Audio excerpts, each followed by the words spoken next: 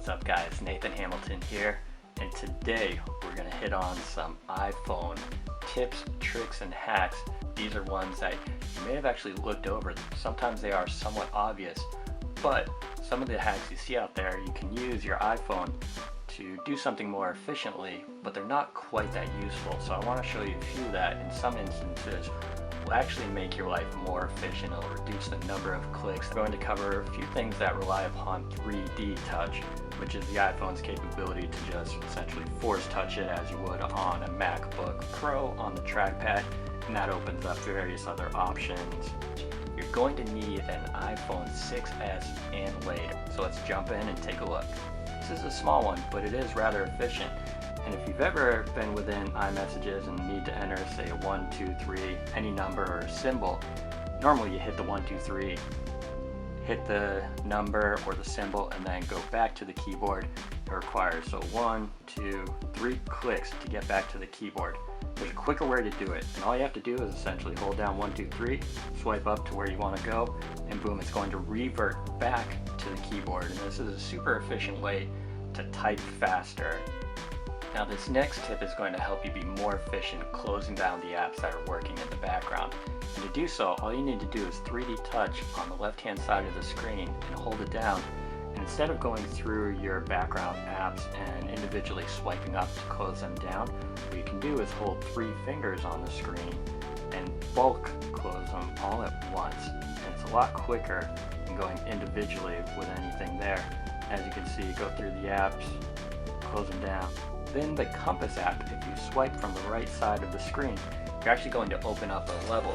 And as you can see here, you've got 2-axis level, and when it holds down on 0 degrees and perfectly flat, you're going to get a green marquee. You can do the flat level. Let's see if we can get it to 0 degrees here on the camera. This is more difficult than you think, but looks like we're not able to. But if you don't have the tools around your house, your phone can actually replace a level.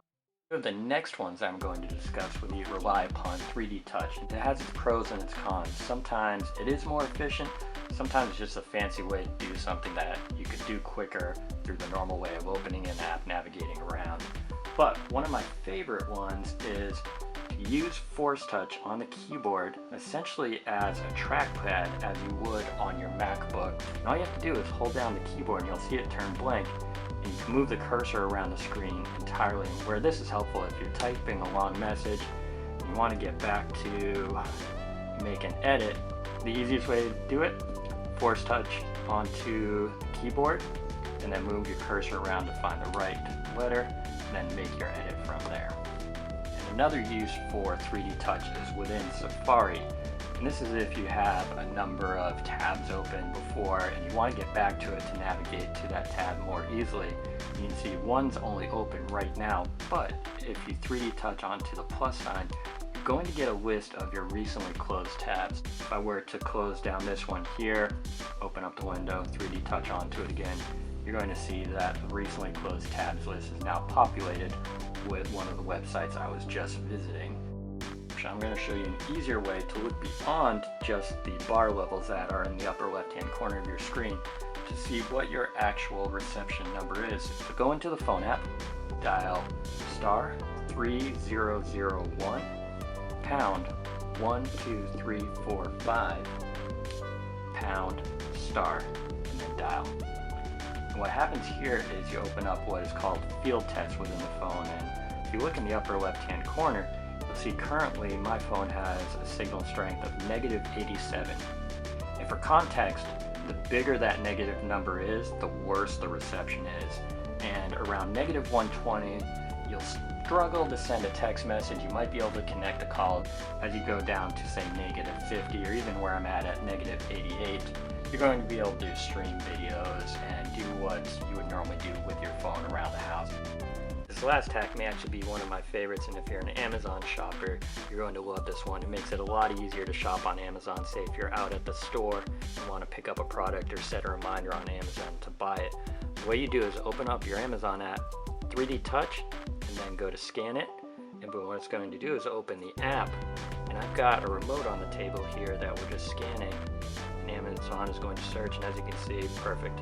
Amazon brings up the listing of the remotes, it's super helpful if the object you're scanning actually has some branding on it. Figures or plant without branding, it's going to be hard to search Amazon to find the right product. But if there is some branding, generally Amazon is going to be pretty accurate in giving you the right results. So there you have it. Those are some helpful tips, tricks, and hacks. And if you found this video useful and interesting, hit that like button, leave a comment down below, and until the next video, I'll see you then, guys.